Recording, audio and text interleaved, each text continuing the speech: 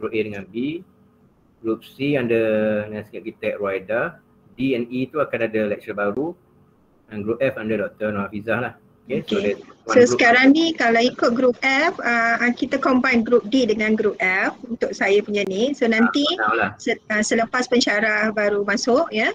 So saya hanya pegang Group F sajalah ya. Okay, clear tak? So group mana ni? Group tadi ambil group D Bisa? D and F. Betul D ya? Siapa yang Group D dengan F? Cuma untuk mungkin dalam untuk yang assignment pertama ni Dr. Izam ya, kita macam lihat ke semua lah. Maknanya kami bantu dulu untuk create session dan juga ni lah semakan lah.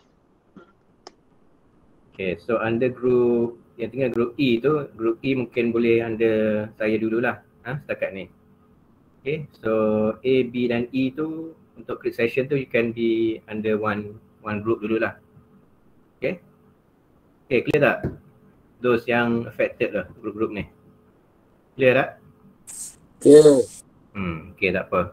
Because hari Khamis ni should be your first presentation, slide presentation.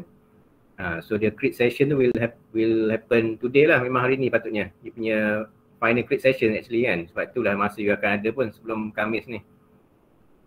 Okay, so kita tengok macam mana kita akan go through untuk hari ni. So if anything pun you can still discuss out of the class lah kan, dekat Google Classroom ke dekat WhatsApp group ke apa. Okay, still discuss lah. Tapi hopefully the final ataupun orang kata the proper create session tu berlaku hari ni lah. So jangan jangan tak ambil masa yang hari ni tu. Okay, hari ni tu kita settlekan kalau boleh. Okay, tapi tak apa, itu straightforward je. Okay, so just nak recap our lecture ni 9 to 11 patutnya. Then 11 to 1 tu is your group masing-masing lah. Okay, group masing-masing for your tutorial ataupun you punya create session. Okay, so satu lagi tentang physical studio tu sebenarnya itu saya overlook the jadual lah. Patutnya jadual tu dia akan berlaku yang physical tu after break lah kan. Terbizah kan after raya lah, raya break tu baru you all masuk fasa 2 kan, maknanya lepas raya lah. Okay, tapi sama you dah ada kat sini tu, okay tak apalah, just continue and then you can still come untuk create ke apa sebenarnya kalau we have the availability tu, if datang boleh ni. So you can come to create face to face kalau perlu lah. Okay, kalau perlu. Okay, so tapi after break tu lah baru kita mulakan yang betul-betul fully face to face, physical dengan studio, dengan insyaAllah the trip kali ya, site visit lah.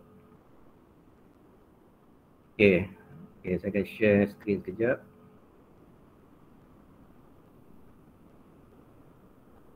Share.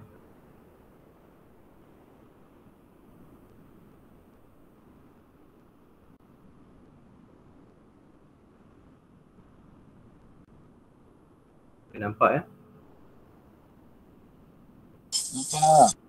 Nampak clear Clear. Okay. Okay, good. Okay, itu pun saya dah create orang kata your Google Classroom for the whole group for the lecture group lah. Okay, tapi lepas ni kalau ada lecturer yang akan buat separate group for Google Classroom tu, is up to masing-masing lah, group masing-masing tu. Tapi dalam group lecture ni is something yang common lah for you all. Macam course brief, assignment brief, semuanya akan berlaku kat sini. Okay, tapi for submission, unless diberitahu yang memang kita combine kat sini, okay, kat situlah baru you submit kat sini. So jangan confuse. Sebab lepas ni mungkin bila kita dah bergerak, dah ada group masing-masing, lecturer pun dah semua dah ada image group tu, mungkin masing-masing akan ada dia punya own Google Classroom lah. So kat situ lah you can submit, you can create apa semua tu, tu kat situ. Cuma yang kat sini ni is more towards the common punya ni lah, common info lah. Okay, even saya punya group sendiri pun A dan B pun mungkin akan ada your own Google Classroom. Okay, so yang ni is just for lecture punya group. So ni semua. Okay, ni semua. So nanti kalau submission ke apa jangan confuse pula, tiba-tiba submit kat sini, tiba kat sana tak submit. Itu you kena aware selalulah. Okay, tapi for the time being macam last week tu pun kita minta you all submit kat sini, okay, baru you submit kat sini. So your first create session tu sepatutnya semua ada kat sini lah. Your work apa semua ni. Ikutkan, ni semua ada. Missing juga. Ni apa ni?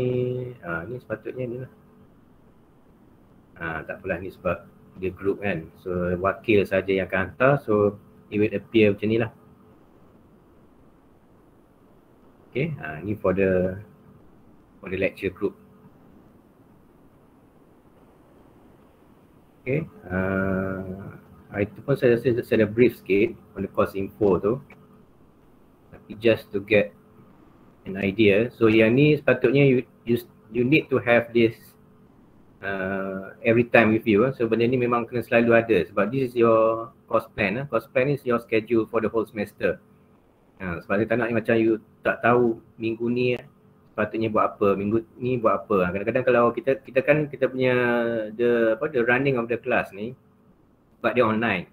So online ni kadang-kadang we will have like a interactive Gmeet macam ni, ataupun kadang-kadang kita akan buat something a bit more asynchronous. Jadi bukan real time kan. Kadang-kadang kita minta you create, you submit dulu and then we create kemudian. Macam tu pun ada juga.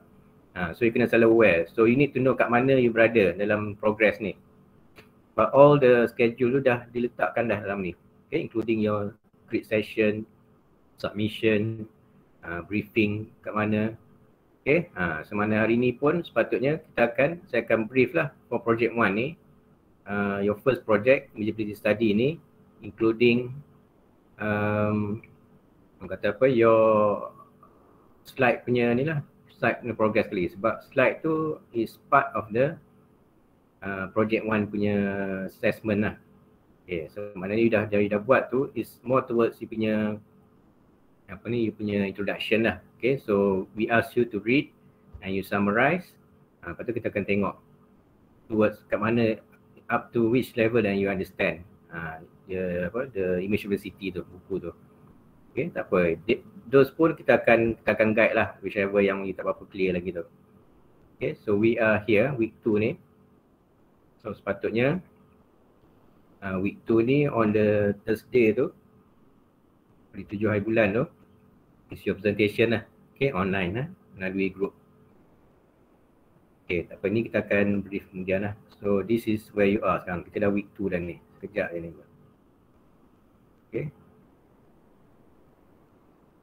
Hopefully you dah tahu where you are, kat mana sebenarnya. Okay, this is the slide.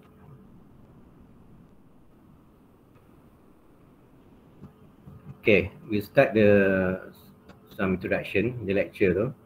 Okay, so basically this is your studio, urban design, LDA 250. Ini pun just a recap of last week. Last week pun saya dah explain in terms of what the course is about lah kan. Last week saya dah introkan in terms of the course brief tu. So this is just a recap lah, okay, sama macam itu. So just to get you ready lah kan, you patut tahu dah sekarang ni you berada di mana, di studio mana. Okay, what is the difference between last semester dengan this semester. Okay, last semester you ambil park and community design tu. So when you go towards urban design ni, it's more towards the context. Ingat tak saya kata in terms of the context, the design aspect sama je, design process pun sama, tapi in urban design ni what's different is in terms of the focus of the context. So when we inside ataupun when we in the course of urban design, is more towards the urban design context lah. So it's more towards betul-betul kita fokus pada bentuk bandar sendiri. Lepas tu saya kata last week pun, even though you buat community, you buat park pun, it's still within urban context, tapi sebenarnya urban design tu happen, dia berkait juga dengan park and community, walaupun di dalam urban design context, tapi when you go towards the studio ni, kita akan pergi terus pada bandar tu sendiri. So it's more towards the commercial streets, it's more towards the linkage between the urban buildings, okay, and some of it kadang-kadang ada juga residential yang terbabit jugalah kat situ. So everything is interrelated, but in urban design kita go towards deeper into the city itself. Okay, so ni pun saya dah brief last week, but we are more towards more towards trying to relate between the urban design theories. Okay, ni pun penting. That's why I highlighted here. Okay, urban design theories and how it contribute towards credible urban landscape design solution. Okay, for the benefit of physical, human and natural dimension. Ni kita akan selalu lah, memang kita akan selalu target lah. Okay, this is always our objective for the design pun. Okay, for site design. Tapi one of the point dalam this introduction ni, if we will relate the urban design theories ni, sebab itulah berlakunya you kena buat reading assignment, you kena buat summary of 3 books kan, lebih kurang lah 3 books yang you akan handle dalam semester ni. So it's not just you buat a design tu based on site inventory macam you buat daripada dulu kan. Saya ingat dulu, saya pun dah mengajar part 2 lagi kan, macam mana you start with a small site, you buat design site inventory analysis kan, dah dulu kan, you buat all the basic things kan. Benda tu berlaku, tapi dulu you tak ada teori lagi. Sekarang ni dalam urban design ni, you need to understand the theories and then you apply those theories into practicality in terms of your design solution. Tu dia punya beza sikit. So there'll be a lot of reading, a lot of analysis based on theories. Dan kadang-kadang sebab tu kalau perasan dalam semester ni you ambil urban design theory kan, betul tak? Kelas. Ada kelas urban design theory tak? Betul tak? Betul. Dah masuk dah. Dah belajar, dah start your first lecture dah. Dah. So what have you learned dalam urban design theory tu? Apa yang dah orang kata dah outline kan dalam tu? What has been outlined inside the class tu? Apa you akan belajar? Cuba sebut sikit. Sebab saya tak nampak, saya nampak slide Saya tak nampak you all. Okay, what we will learn dalam urban design theories tu? Kalau you dah masuk kelas ke belum? Ke baru adjust ni? Baru dalam adjustingnya adjustingnya stage. Siapa tahu kenapa kena belajar urban design theory tu? Kenapa you rasa, what is the purpose of the class tu kalau you rasa, kalau you masuk masa the first class introduction tu? What we will learn sebenarnya? Siapa boleh bagi pendapat, cadangan, opinion? Siapa? Dah masuk belum kelas tu? Tak masuk lagi? Dah masuk. So dia punya outline tu apa? Tentang urban design theories tu. What will you learn dalam kelas tu? Enhance the identity of the city. Okay. Lagi? Identify the city. Apa tadi Sharifah? Identity of the city. Okay. So that's one of the objective of urban design lah, is the character. Means that a place must have its own identity. So same goes to urban spaces, urban design. Okay. Faham tak identity tu apa? What is identity? So can you give one sample of the city or town in Malaysia and what's identity that reflect from that town or city? Anda tak boleh bagi sampel? Contoh. Okay. Menara berkembar Petronas. Sebagai landmark je. Okay, that's a landmark. But we talk about identity, apa you boleh gambarkan in terms of in general tu, environment tu. What can you feel in terms of identity tu? Because when we talk about identity, we also talk about the sense kan, the sense of place. Pernah dengar tak sense of place term tu? Okay, the culture. So culture, one of the elements that reflect the identity of a place. Betul? Nampak tak? Okay, Putri Noradida, Lina, ya. Okay, cakap berkenaan dengan culture. So culture is one of the element that contribute to the identity of city or a place. Betul? Okay. So bagi contoh, kalau kata Melaka. So, apa identiti Melaka? Yang lain buat apa ni senyap ni? Tidur? Ha? Building. Okay, so boleh bagi can anyone give sample satu town atau city yang you tahu, then what kind of identity that reflect from that place?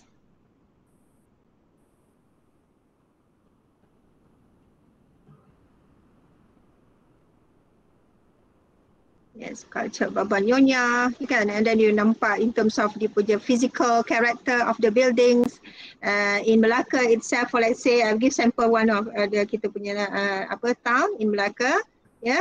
So bagaimana dari segi architecture-nya, so dia menggambarkan apa? Ada budaya dia, kan? Okay. So all the things, the dimension yang you learn from theories dalam urban design theories itu akan orang kata be implement ataupun dalam memantapkan lagi pemahaman dalam kita punya studio lah. So you jangan letak okay tu subjek lain, ni subjek lain. It complement each other. Okay. Right. So benda tu kena datang bersama. Bila you fahamkan apa kelas teori, dalam kelas teori itulah the ilmu, the knowledge nanti you akan impact dalam kita punya design studio ni lah. Ya. Yeah? So try to bila you baca, you digest the knowledge that come from urban design theories, that are the things that kita nak, that knowledge tu untuk you faham in execution dalam kita punya studio nanti. Okay.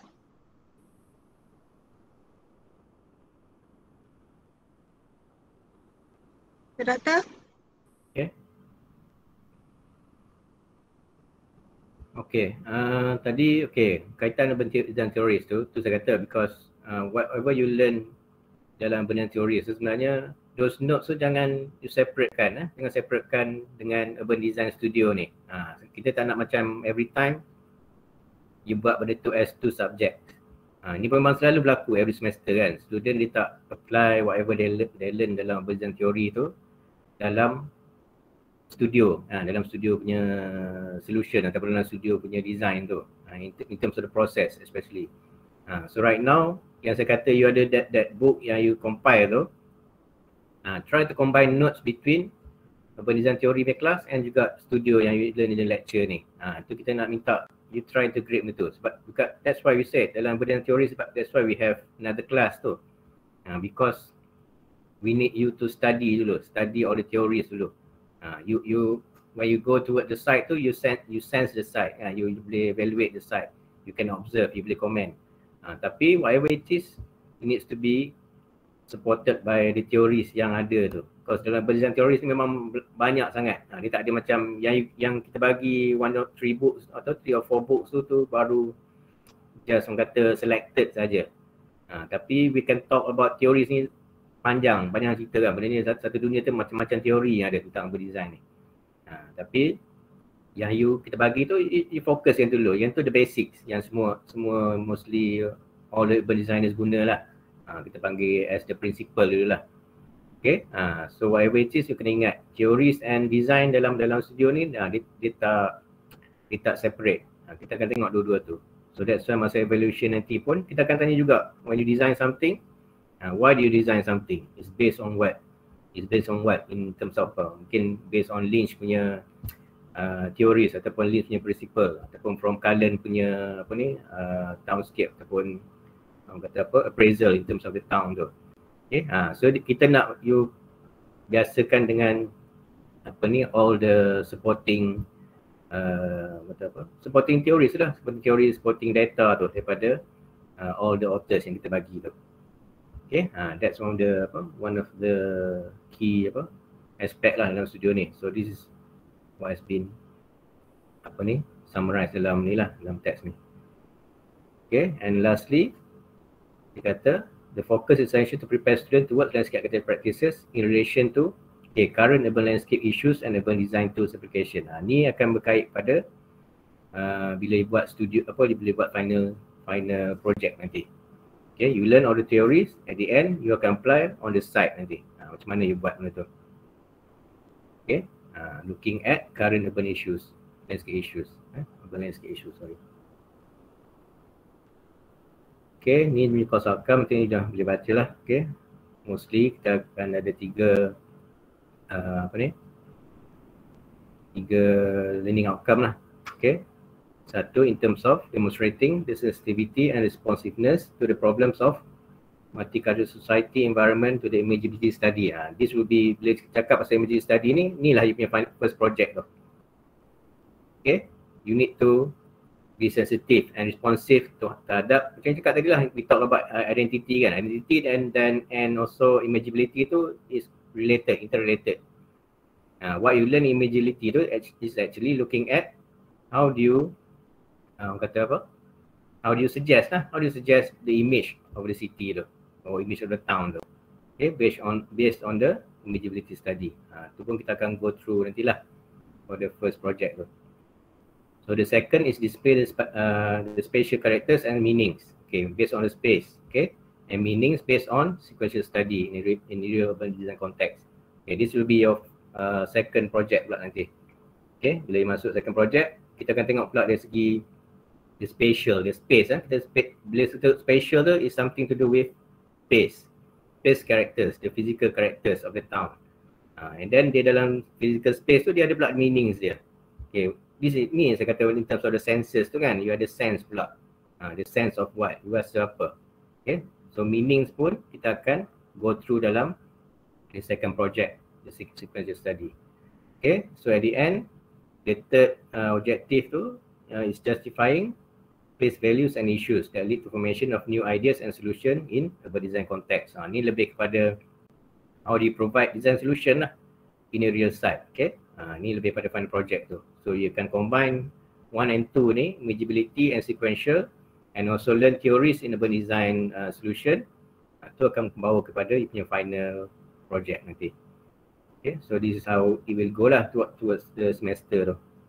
Okay, the process, the stages tu. Okay, ni tak apalah, ni boleh tengok, ni we will go along lah every week tu, ni lah kita akan go through nanti. Okay, ni pun saya dah explain last week, the assessment, so there will be 3 projects. Tak silap, this is the latest one juga kot, 30, 30 and 40, itu tak ada perubahan rasanya. Okay, so it's all, orang kata apa, it's quite balanced lah, okay, dia punya assessment tu. So tak ada yang you kata you kena fokus more than one of kata apa, di antara satu sama lain lah. So semuanya is quite equal. So you kena betul-betul okay, participate and focus on your every project tu. Okay, in general, project 1, project 2 is more towards group. Okay, group punya assignment lah, group punya task lah. Okay, but when you go to final project, it be a bit equal lah, dia akan lebih kurang 50-50 jugalah. Okay, the first part tu for your inventory analysis tu is more toward group, tapi when you go towards conceptual dan masuk pada individual enlargement tu, dia dah pergi pada individual lah. So situ pun akan ada markah kepada individual project. So it's not all group dalam final project tu. Okay, that's why saya selalu cakap lah, every time dalam group work ni you need to be be independent lah kan. Kita tak nak macam dengar masalah-masalah internal dalam group tu, itu you kena handle sendiri. Okay, whatever it is, orang kata benda ni memang sangat penting. Okay, group work ni and your group members ni, you need to work as a group. Sampai bila-bila pun you akan kerja dengan group juga. Sampai keluar praktikal nanti pun you akan kerja dalam group. Okay, it's not all individual punya matter saja, tak. You will always be in the group. So masa part 4 ni lah you akan betul-betul handle macam mana. Okay, kita dah tahu dah, kita dah mengajar bertahun-tahun dah, okay, berpuluh tahun dah dari segi urban design studio ni. So kita tahu lah memang ada lah kes-kes yang berlaku tu, tapi tak apa, sebab benda tu is part of the process. You need to learn. Sometimes kadang-kadang ketua yang penting lah, ketua tu sangat penting juga. Sebab saya memang pernah juga dalam some of the studio tu memang ada kadang-kadang ketua je buat kerja. Semua terpaksa buat kerja. Semua anak buah semua tak buat kerja. So takkan ketua kata okey, semua tak nak buat kerja, semua tak nak buat. Semua tinggal je. Tak. So dia lebih person memang kena take responsibility. Kalau dia terpaksa buat dia seorang, terpaksalah memang dia seorang je. Kalau tak ada markah. Tu yang cakap. Kita takkan cakap macam okey, kalau ketua buat kerja, dia dapat markah, orang lain tak dapat, orang lain dapat kosong. Tak. This is a group work. You kena ingat tu. Group work is group marks. Kita akan bagi group, bagi marks based on the group tu. Faham tak? Dia faham tak ni?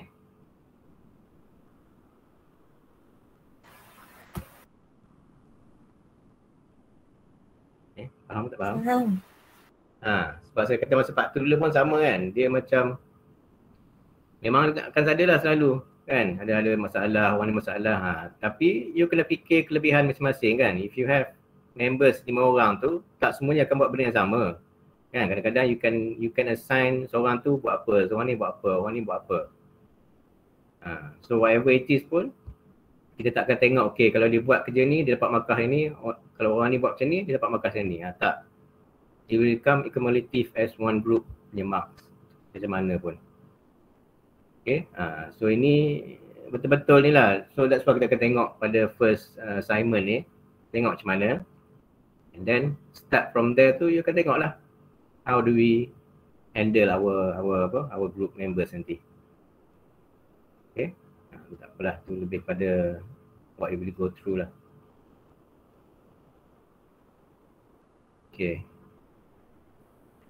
Ini daripada ni lah, your 3 books tu. Yang ni pun saya minta you dapatkan ni kan, printed copies kan. Saya dapat dah, printed 3 buku ni.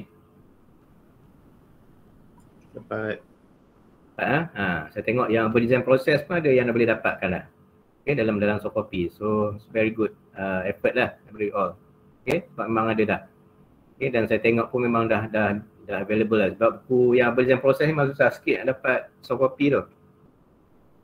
Okay, tapi dah berjaya lah. Sem ni kita dah dapatkan yang soft copy for Hamid Shivani the berdesign proses. So you should already dah ada dah in printed copies macam saya minta itu. Okay. Whatever it is, kita start dengan the first book lah. Okay, dan I think urban design theories pun akan ada juga buku dia. Kalau nak mistaken buku Carmona kan, public spaces katanya kalau tak silap. Betul tak? Dalam kelas urban design theory dia bagi tahu dah buku apa yang akan pakai.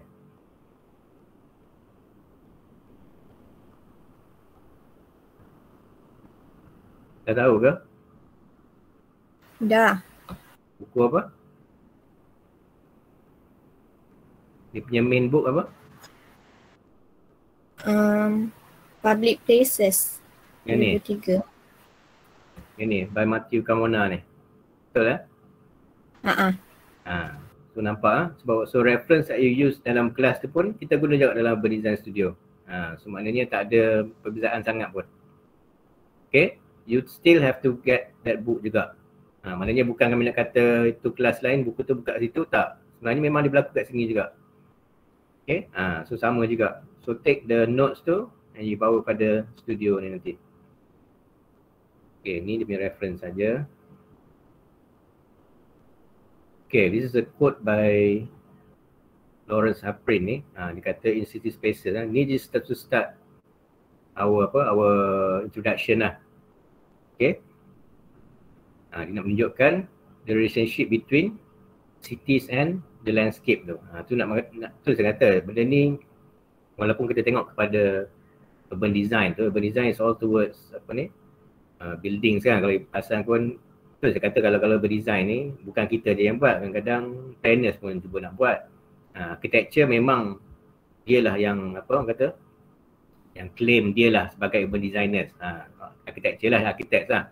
Tapi nak menunjukkan sebenarnya our landscape profession pun it's interrelated dengan urban design juga sebenarnya.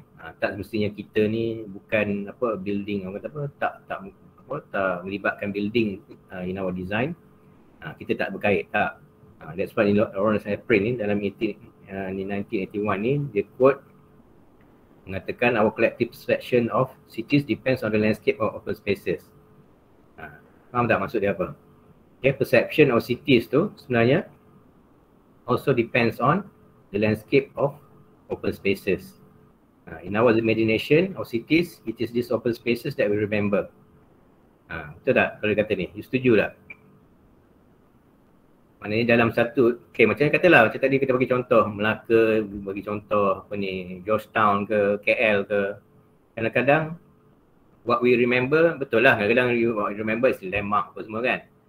But sometimes our memories ataupun our, orang kata apa, our perception tu ataupun kita punya, orang kata, collective memories tu yang kita ingat selalunya, adakah dia berlaku pada bangunan tu pun ataupun dia berlaku pada the landscape of open spaces ataupun open space kat situ.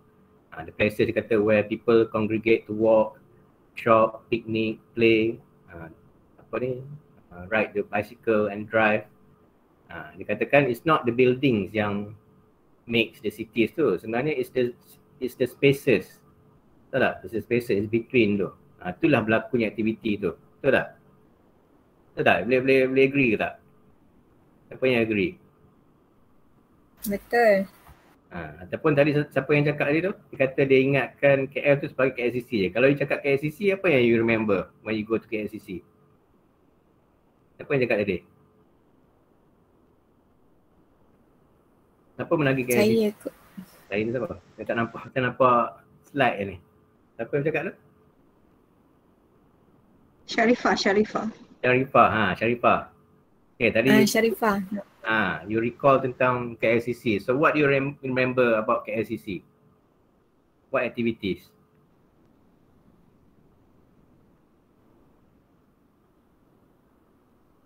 Shopping. Apa?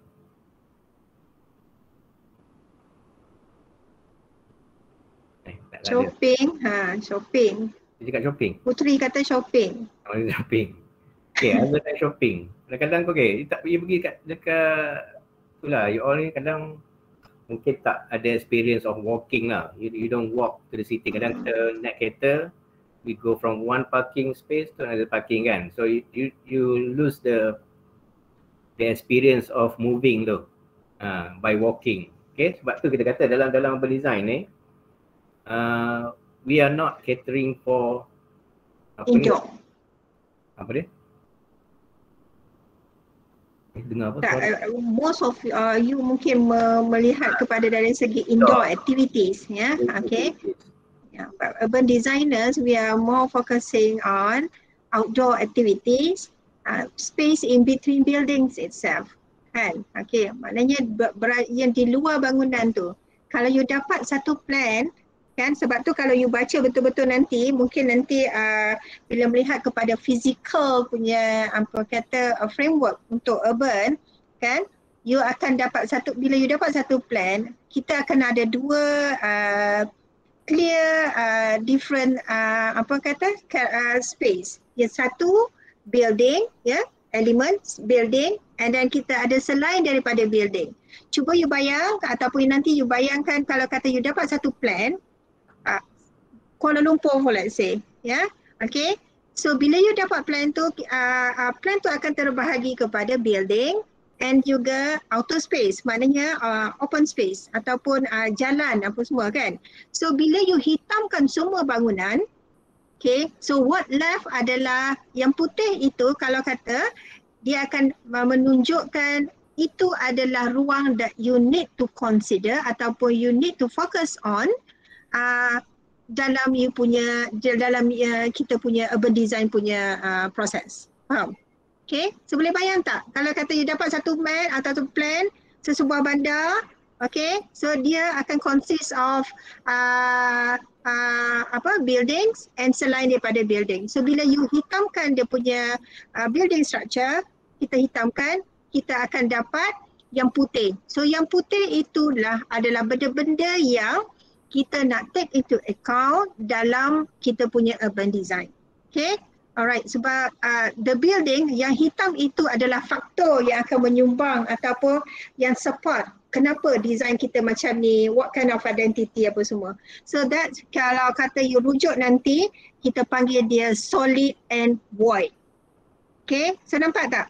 boleh pernah nampak tak dalam mana-mana buku? Contoh yang Dr. Izam tunjuk sekarang, ya. For like say ini adalah salah satu bandar, ya, mungkin kat Europe ke kat mana ni, saya pun tak sure. Okay. So apa berlaku sebenarnya, in the first thing, kalau kita dapat sesebuah bandar ataupun satu projek urban design, first and foremost, what you need to identify is the solid and void. Kita panggil dia solid and void. Solid is the building itself ataupun hard structure yang ada dalam sesebuah bandar, and void adalah selain daripada bangunan tersebut. So bila kita hitamkan bangunan-bangunan, yang tinggal adalah yang putih.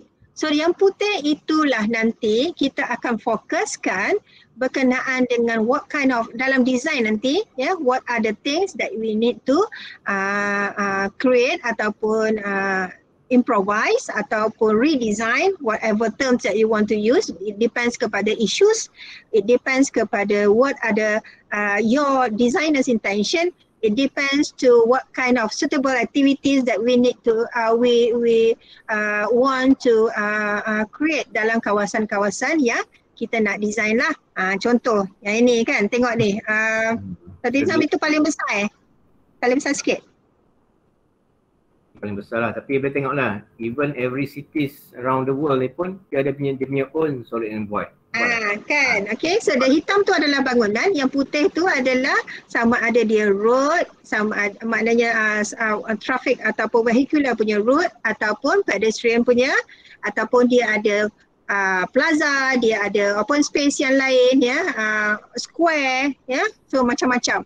So daripada sini mungkin nanti apabila you mengikuti kelas teori, dia akan diajar berkenaan dengan types of spaces, ya, positive spaces, linear spaces, kan, enclosed, semua benda itu akan kita dapat identify berasaskan solid and void. Ini adalah maknanya the first thing yang kita perlu lihat untuk sebelum kita pergi kepada aspek-aspek lain lah. Macam tadi one of your friend cakap, okay, kalau kata untuk KL, apa yang dia paling signifikan ataupun itu adalah one of the punya elemen dalam image of the city, betul? Iaitu landmark. So KLCC is one of the significant landmark yang ada di, one of major landmark yang ada di Kuala Lumpur, for let's say. So why? Kan? So mungkin apa fungsi landmark?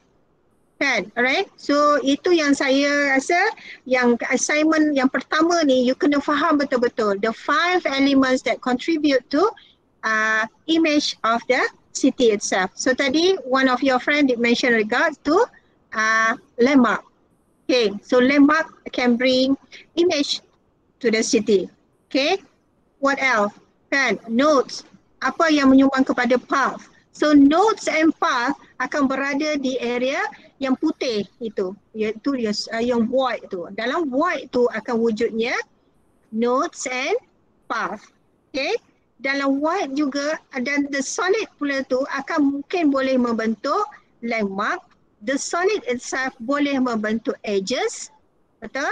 Okay, because the structure, the strong structure akan membentuk edges. Or maybe the void itself, kalau dia adalah natural edges apa semua, akan dibentuk oleh the void punya items lah.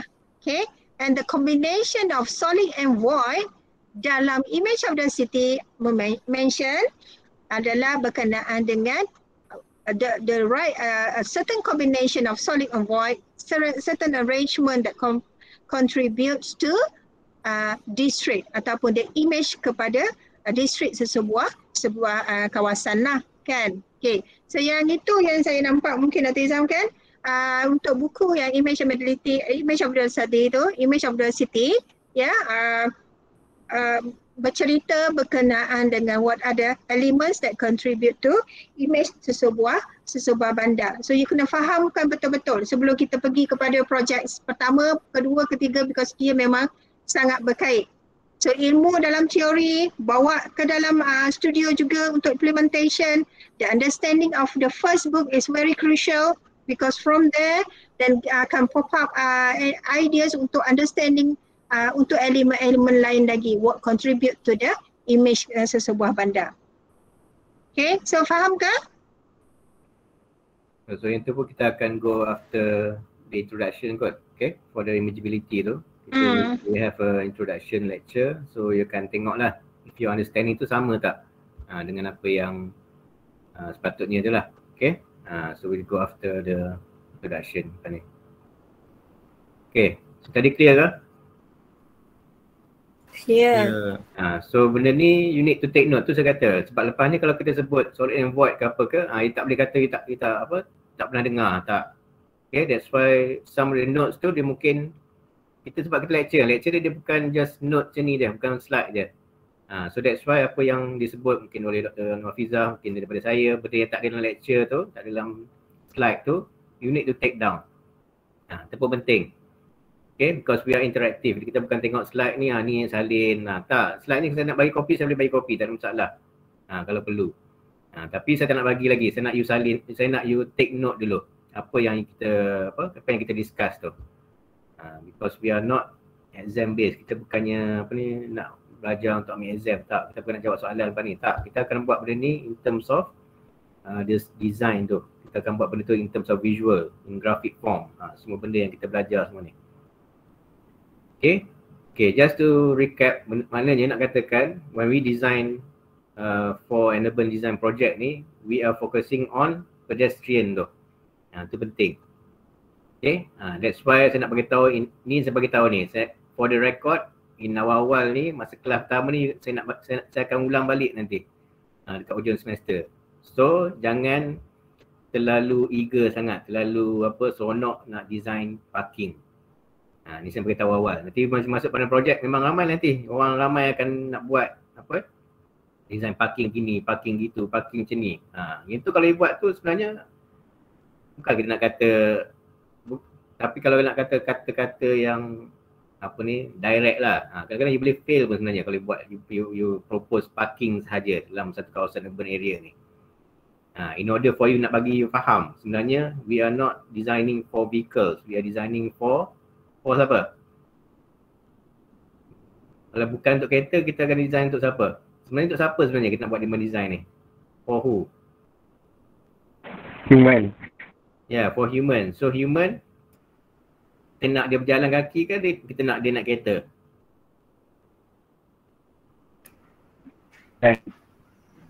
Apa? Jalan kaki. Jalan kaki. Ya, tu ideal kan, betul lah. Tapi biasalah kita kalau kadang-kadang bila kita buat something macam ni, kita kadang kita cakap benda tu, yelah betul lah kita nak jalan kaki. Tapi sebenarnya when we talk about ni, kita akan cakap dari segi comfort kan. Comfort, kadang-kadang orang lagi selesa naik kereta.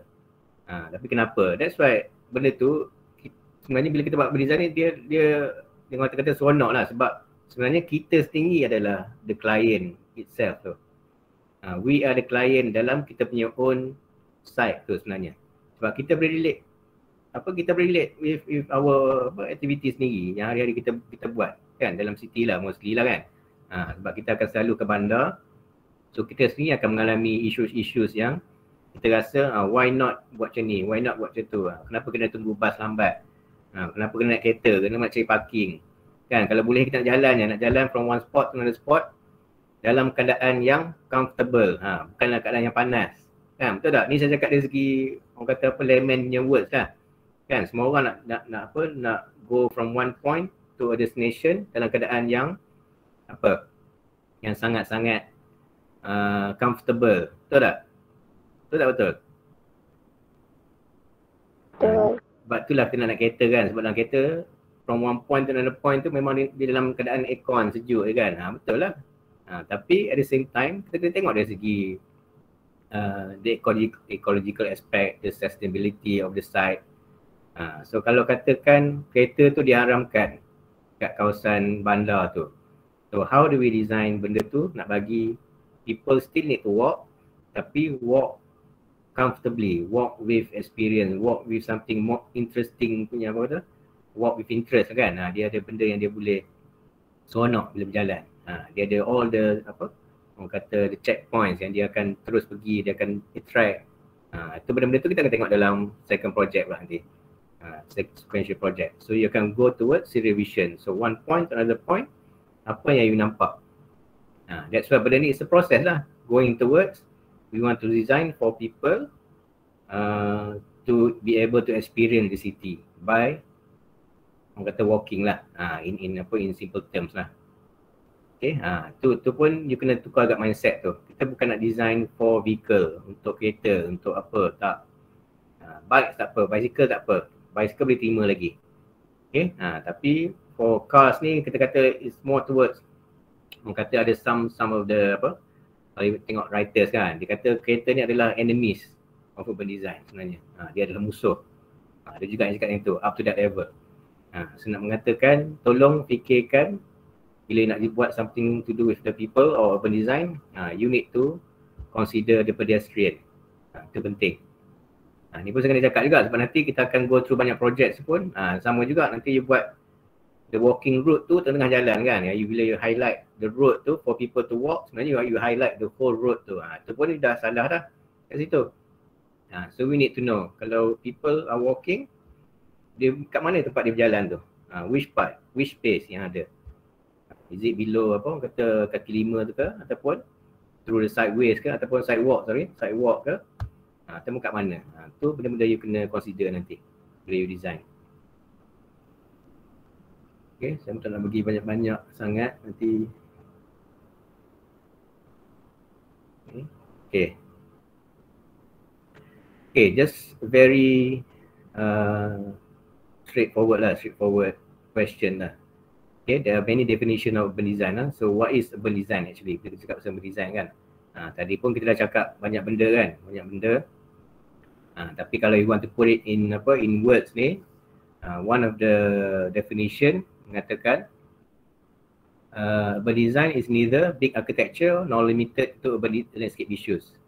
Okay, it does not operate solely in interface between planning and architecture. Maknanya kalau tengok dari segi definition ni, dia mengatakan it's the context of urban design is very vast, orang kata sangat-sangat luas.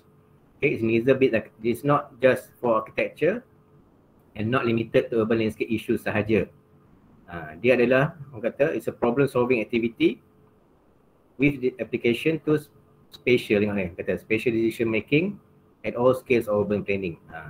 Kan, mengatakan anything to do dengan problem solving di kawasan of the spaces in between buildings tu, di kawasan berdesign. Macam tadi lah kita dah explain dari segi solid and void tu kan. Maknanya when we talk about urban design ni, it's not something yang fokus pada satu-satu disiplin sahaja.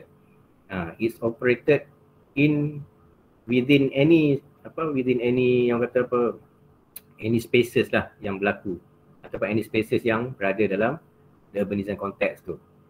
Okay, so ni tak apalah sebab kadang-kadang when you put it in words tu, it's not something yang you boleh gambarkan lah. Kadang-kadang benda tu it's quite complicated lah kalau nak sebut dari segi words ni. Ni pun definition ni pun I just take from few books pun.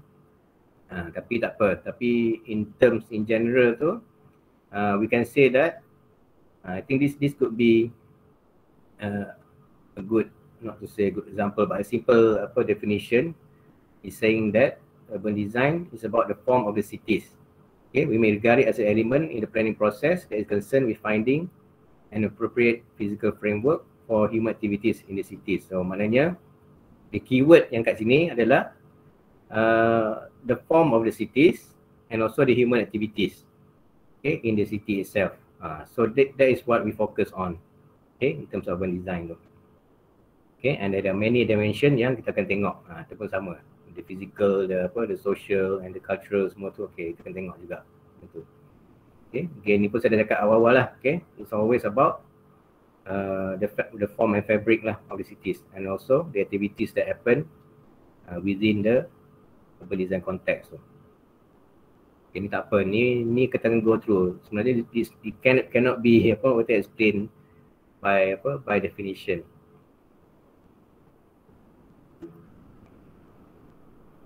Okay, the scope and definition of urban design. Okay, you can read the 4 items. So, okay, it's highlighted by the 4 themes in urban design. So ni pun we talk about in terms of the people. Okay, the for and about people maknanya the first the teams yang berdesign, we always talk about the people itself. Apa orang kata human tu, human level tu. Itulah yang selalunya kita akan tengok. Okay. And second, emphasizes, mementingkan the value and significance of place. Place tu pun penting. Okay, we will always talk about how we do design places. Not just spaces. Dua benda tu. Okay, when you talk about space, space is a space kan. Kalau kita tengok dalam apa, tadi kita tengok solid yang buat tu pun, the white area kan. The white area is still space sebenarnya. Faham tak? When you talk about the gaps tu ataupun the space in between tu, we'll always talk about space dulu.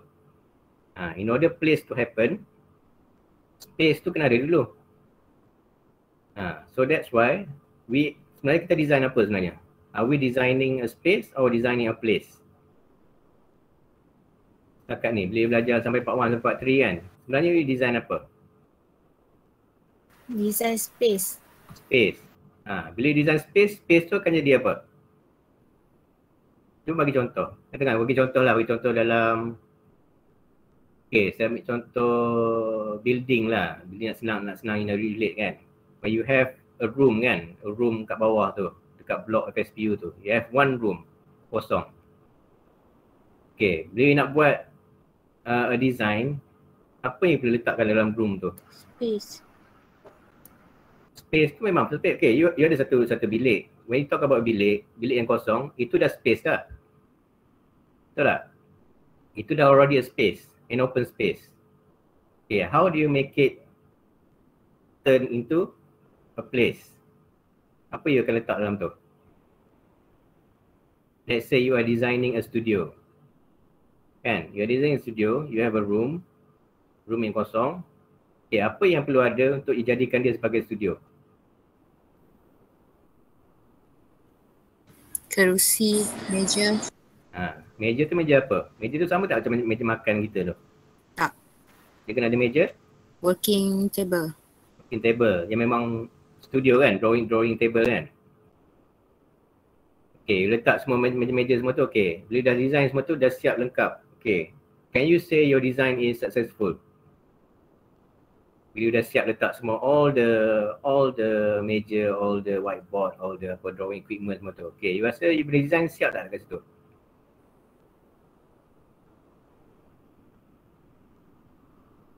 Ni faham tak? When you have all the equipment, you dah buat kan, you dah buat design ni, okay, you kata okay, saya dah siap design saya dah ada meja, dah ada drawing board, dah ada semua ni. Okay, saya dah kata okay, my design for studio dah siap. I have already designed a space for a studio. Betul tak? Tapi did you make the studio tu as a place? Sebenarnya, have you turned the studio into the place? Dah ke belum? Belum. Kenapa belum? Sebab human tak ada kot. Sebab apa yang tak ada? Human. Kenapa kena ada human? Baik. Bila ada human tu akan berlaku apa? Aktiviti. So bila ada aktiviti yang berlaku, bila ada you all, ada student apa semua tu, okay, lain apa yang akan jadi kat studio tu? Hidup ke tak? Tidur. So ada beza tak you design a space dengan design a place? Ada. So what you already learn sekarang ni, when you design, sebenarnya you design space tu tak apa, tak ada masalah, betul dah. Okay, tak salah. Okay, tapi in order to make a space into a place, betul lah cakap, you need to have human, you need to have activities. Then it will become a place. Then we talk about the sense of place pula. Apa you rasa kat situ, bila ada orang, ada activity, ada social interaction. Okay, jadi kita nampak tak, bila benda tu berlaku, ini cakap dalam konteks studio lah.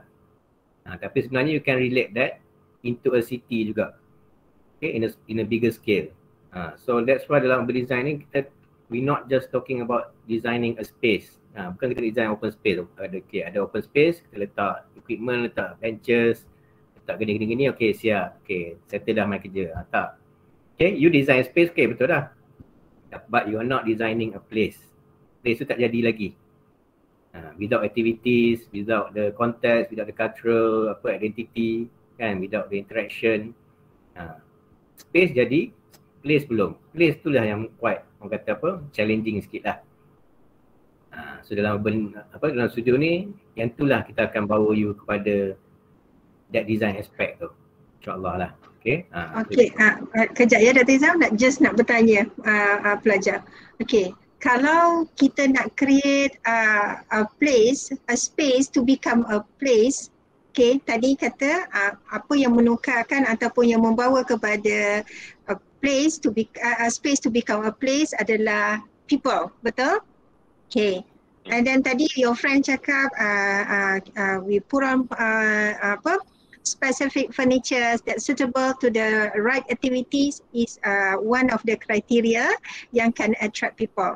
So yang itulah yang Dr. Izham maksudkan tadi, maknanya bila kita nak create sesuatu aktiviti, we have to understand people. Okay?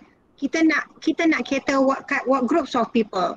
Kita nak create what kind of activities. So benda-benda itulah you all kena fikirkan dalam you punya mind, idea-idea itu untuk kita nak terapkan dalam kita punya making places nanti dalam urban design project, ya.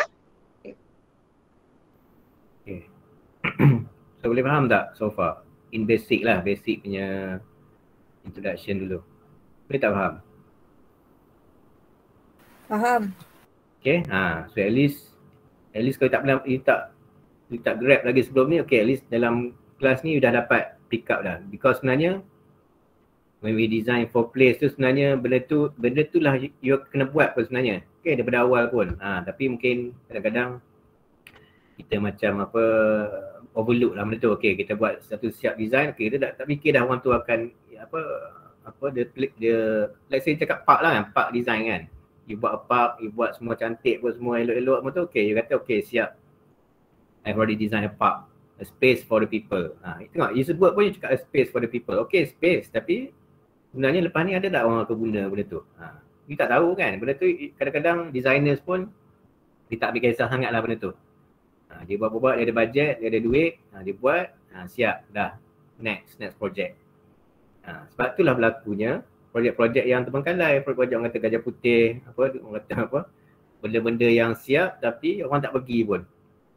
Itulah berlaku. Ni memang real life ni. Ni memang kata real life stories ni. Bukan dalam studio aje. This is what happening out there tu. Nanti kalau you buat pergi practical ke apa ke, itu juga you akan face. Okay, so sekarang ni you as a student ni kena fikir dulu. You tak apa, kita proses belajar ni, okay, you akan nampak, you akan buat dulu based on theories dulu, based on site dulu. Tapi lepas tu, you kena fikirkan juga macam mana you nak bring people towards your design tu, your space tu, in order to become a place. Itu pun I need you to letak benda tu dalam kepala. Okay, sebab lepas-lepas ni kita nak design apa-apa pun sampai part 6 ke, sampai degree pun, itulah sebenarnya you tengah buat pun. Tak ada beza pun, sama je. Okay, tak apa, tu kita akan go through nanti. Okay, number 2, value significant of place, tu dah sebut dah. Okay, the basic theme, operates in the real world. Okay, kena ingat, every site tu is a real world site, dia bukan imaginary. Okay, walaupun dia imaginary virtual pun, there are people yang inhabit tempat tu. Dia semua, setiap site tu hidup. You kena ingat, it's operate in the real world. Okay, benda tu berlaku. Okay, and berdesign is a process. Ni another theme ni. Okay, that's why kita belajar proses tu. Sebenarnya berdesign ni kita bukan dapat space, kita dapat apa? Dapat space kan, dapat area untuk design, kita terus buat ya. Tak. Dia akan berlaku banyak proses kat situ. Sebab nak kata itulah kata berdesign ni sebenarnya dia adalah when you compare to other design, park design ke, orang kata community design ke, dia katakan space yang paling sikit sekali untuk you design. Faham tak? Kalau you tengok dari segi site tu pun, sebenarnya tempat untuk you space untuk design tu sangat-sangat kecil je sebenarnya. Compare to park kan, park ni buat satu besar, satu area yang very broad area, you kena design macam-macam dalam tu. Tapi kalau tengok dalam berdesign, walaupun site dia besar, the space for you to design is very very limited, sangat-sangat kecil. So mana lagi senang sebenarnya? Nak design park ke nak design kawasan urban? Mana lagi senang? Bila ada space kecil kan ada space besar. Tak boleh dia masuk. Space kecil. Lagi kecil lagi senang sebab dia kecil kan. Betul tak? So bila besar dia banyak benda nak kena letak. Betul ke? Tak apa, just bagi pandangan je. Tak ada benda yang salah. Saya nak tanya je. Saya nak tahu you punya perception je. Bila you ada the small spaces, is it more easier to design ataupun you rather have big, large areas yang lagi senang untuk design? Mana satu lagi senang rasanya? You rasa-rasa lah.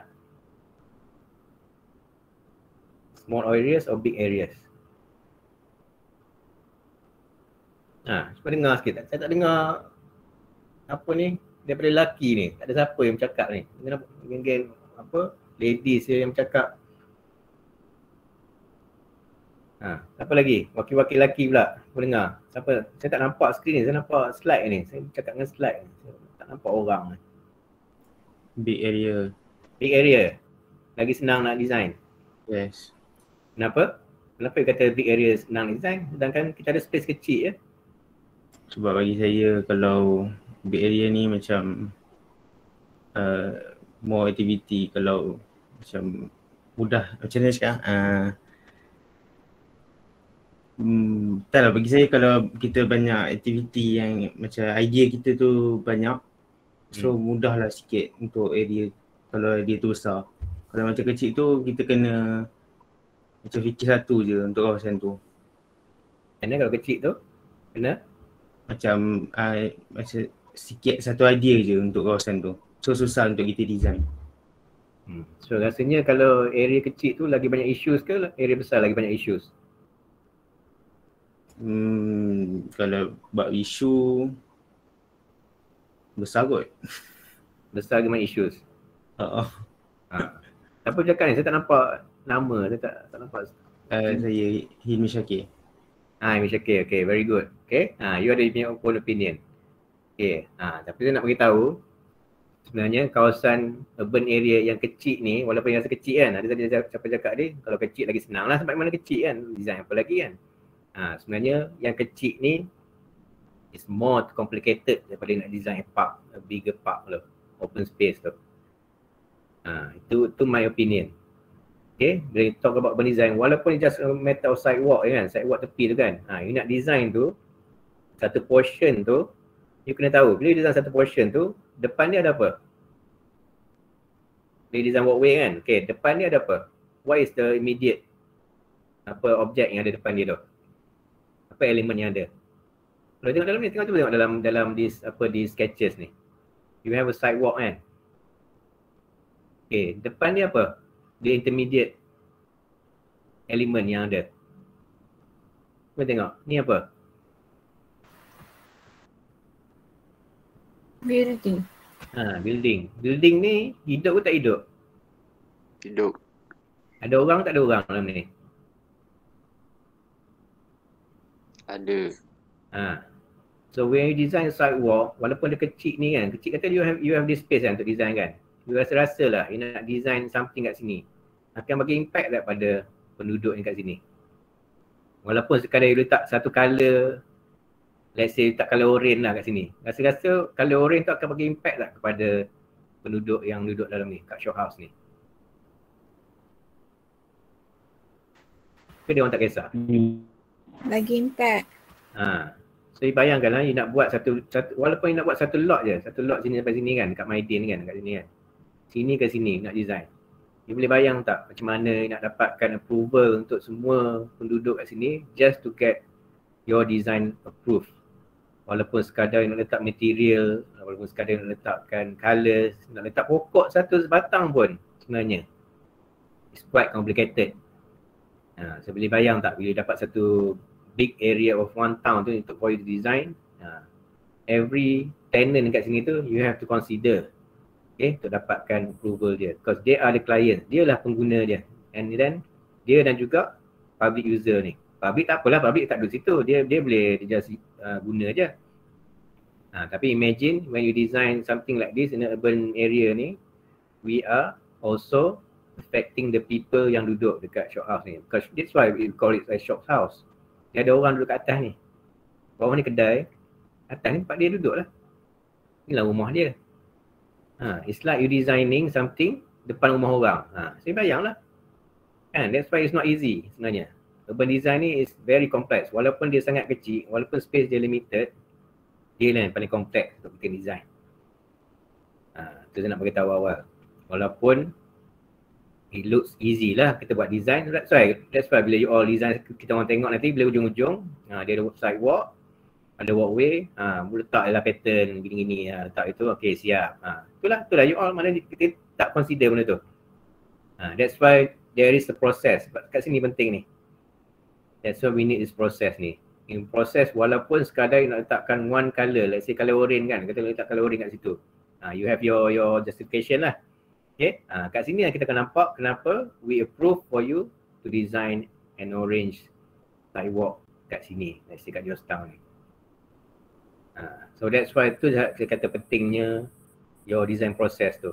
Dia tak ada macam you siap satu ni walkway dengan patternnya apa semua tu, okay dah kita consider you dah lulus lah. Tak. Without this process ni, that's why I said you can fail. Itulah maksud saya you can fail. Because there is no proses yang menunjukkan you justify your reason tu. Okay. Faham tak? Faham tak faham? Faham. Okay. So rasa senang ke susah urban design ni? Senang kan? Jangan fikir susah, fikir senang dulu. Okay, fikir insyaAllah boleh buat.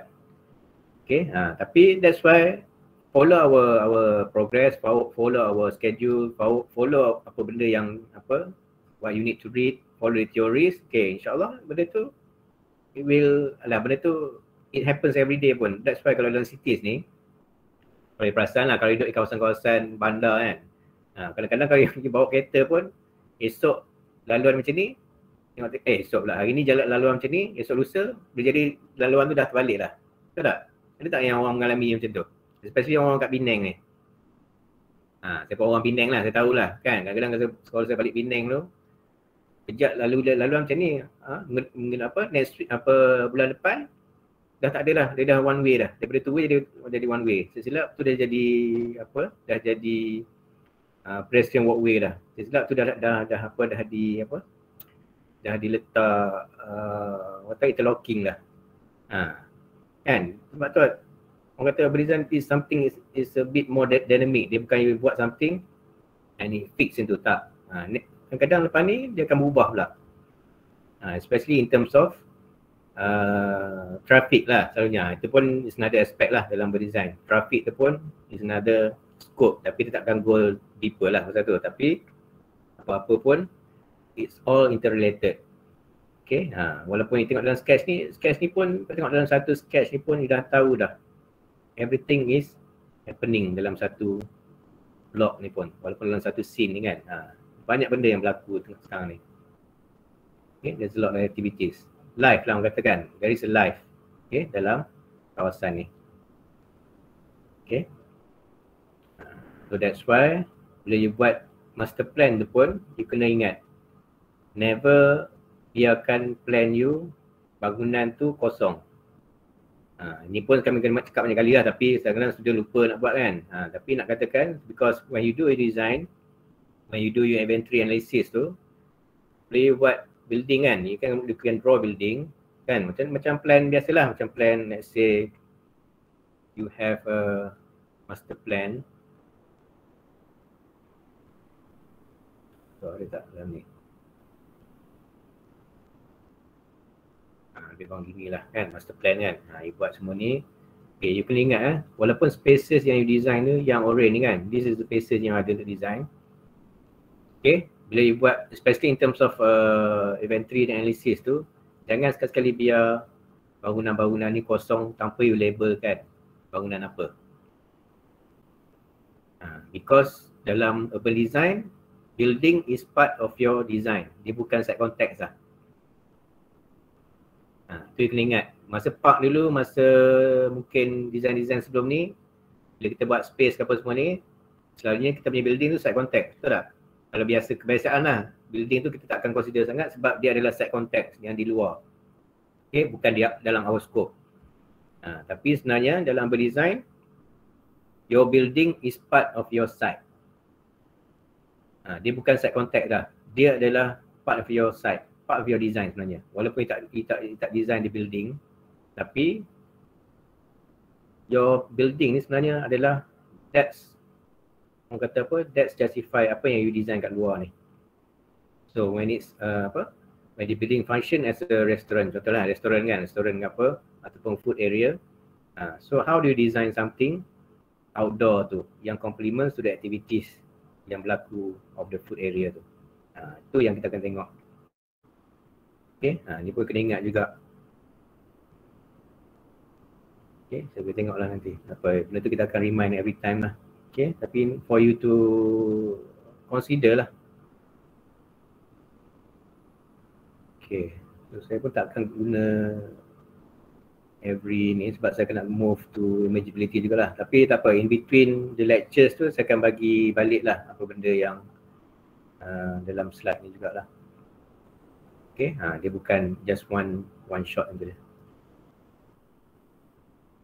Okay, so far okay tak? Kita dah 1 hour and berapa? 20 minit ni. Ada soalan tak setakat ni?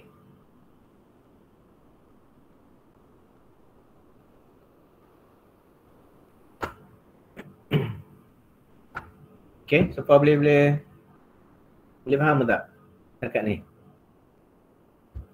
Setakat ni boleh. Ada apa soalan? Ada apa yang tak apa clear?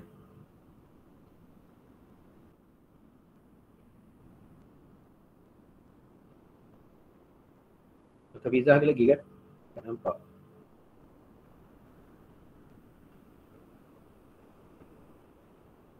Ada doktor? Ada apa nak tambah? Before, I think we can go to imageability sikit kot. Yes, okay. Kita pun dah almost.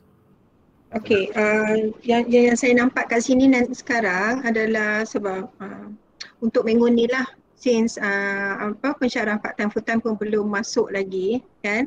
Mungkin kita punya studio tu adalah kita comment bersama lah kot ya, macam together so that everyone dalam this group, each group tu mungkin boleh lihat lah. Okay, dan saya nampak kat sini untuk bila kita lihat kepada submission yang dibuat oleh pelajar, mungkin saya boleh komen terus lah doktor ya, untuk pelajar-pelajar membuat progress lah ya. Okay, most of you masukkan dalam slide tu berasaskan kepada you extract terus content dalam pada buku Kevin Lynch tersebut, betul? Ada banyak group yang nak saya share kat sana. Boleh tak kita buat create session sikit kat sini so that you boleh tahu what to proceed next, boleh? Okay, sebelum present. Okay. Okay ke semua? Boleh ya? Okay, kita nak break sekejap. Ataupun kita sementara Dr. Izhan buka ni, you break sekejap lah dalam 5 minit macam tu. Nak ke tandas ke, nak ke mana ke? Boleh ya? Boleh. 5 minit Okay, kita Boleh. Okay, within 5 minutes nanti kita mulai ni sikit. Okay, see you in 5 minutes.